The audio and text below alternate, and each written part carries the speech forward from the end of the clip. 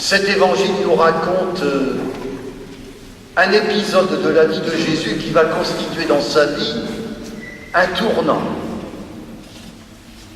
Et cet évangile nous montre au fond comment Jésus s'y est pris pour mener à bien sa mission. Vous pensez bien que Jésus n'avait pas dans la poche un portable qui le mettait en contact permanent et direct avec son Père du ciel. Et d'un certain côté, il était comme nous. Il n'avait pas de privilège par rapport à notre propre situation.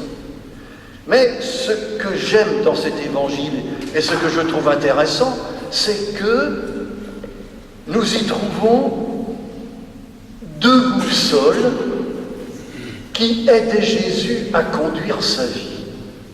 Deux boussoles. La première boussole, ce sont les événements. La deuxième boussole, c'est la parole biblique et des prophètes. La première boussole, les événements. L'Évangile nous rend témoin aujourd'hui d'un événement qui a été un choc dans la vie de Jésus. Nous sommes au début de sa vie publique. Jésus a quitté Nazareth, il vient de se faire baptiser par Jean, il a été en retraite au désert, et puis voilà que, soudain, surgit un événement dramatique pour Jésus. La police d'Hérode arrête Jean et le met en prison. Et pour Jésus, Jean, c'était tout. C'était son guide. Et voilà soudain que Jésus est désemparé. J'allais dire qu'il ne sait plus à quel saint se vouer. Je ne veux pas dire qu'il est perdu, mais déstabilisé. Que fait-il? Il réagit à l'événement. Par crainte, sans doute, pour s'écarter des griffes d'Hérode, par prudence, par précaution, il quitte les bords du Jourdain et il rentre chez lui, en Galilée. La page est tournée. Jésus s'est laissé conduire par cet événement, l'arrestation de Jean. Mais va surgir une deuxième boussole pour Jésus. Jésus était comme nous. Nous, c'est le dimanche. Mais lui, il allait à la synagogue chaque samedi. Et là, il écoutait, j'imagine, avec beaucoup d'attention, la parole des prophètes. Et on nous dit que lorsqu'il s'est rendu sans doute à la synagogue, il est tombé sur ce passage du prophète Isaïe qui disait « Sur le pays de l'ombre et de la mort, une lumière resplendit. » Tout de suite, il pense à son cas, à ce qui est arrivé à Jean. Une lumière, où est-elle cette lumière? Et il entend le lecteur à la synagogue qui continue. La lumière, elle a surgi sur les pays de Zabulon, de Nephtali, sur la Galilée, le carrefour des nations. Ça fait tilt dans sa tête à Jésus. Mais le pays de Nephtali et de Zabulon, c'est mon territoire, c'est ma région. J'étais parti à Jérusalem, au temple. Comme tous les Juifs, Jésus pensait que la lumière venait de là. Et puis, cette parole a fait son chemin en lui ouvre peu à peu les yeux, et il découvre que c'est là, en Galilée, dans cette contrée, comme on a dit tout à l'heure, qui est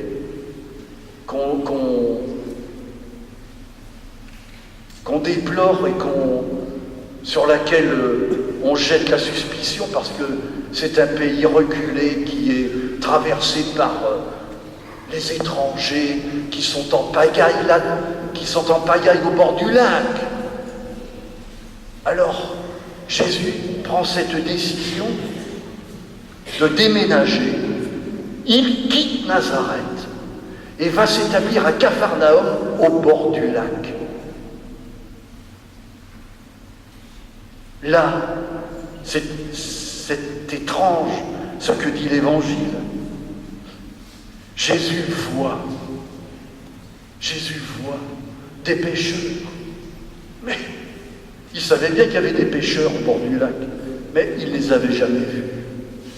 Soudain, il les voit. Il s'arrête avec eux. Il n'est pas avec les docteurs de la loi de Jérusalem, ni les scribes, mais de simples pécheurs. Il leur parle. Il rentre en amitié avec eux. Et avec eux, il va former une équipe.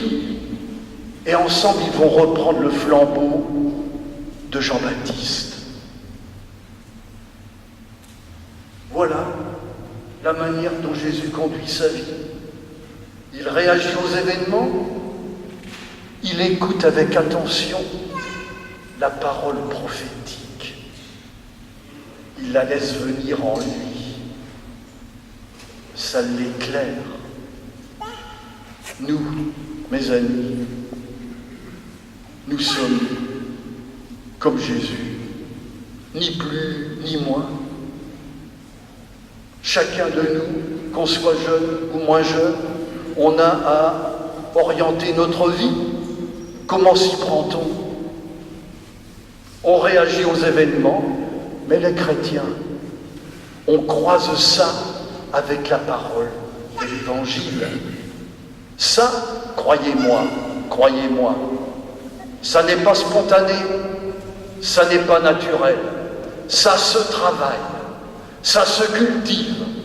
Je comprends pourquoi des gens, des chrétiens, se rassemblent régulièrement en petite équipe. Que font-ils? Ils partagent leur vie, ils réagissent aux événements et ils essaient de croiser ça avec une parole de l'Évangile qui essaye de les éclairer parce qu'on s'en parle.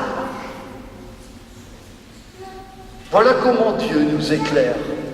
Pas avec un portable, en direct avec lui, avec Dieu, mais par les événements et l'Évangile, comme Jésus.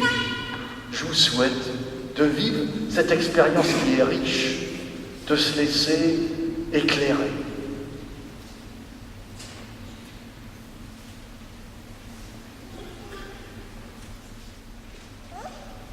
Même une profession de foi à laquelle nous sommes complètement habitués peut soudain nous éclairer.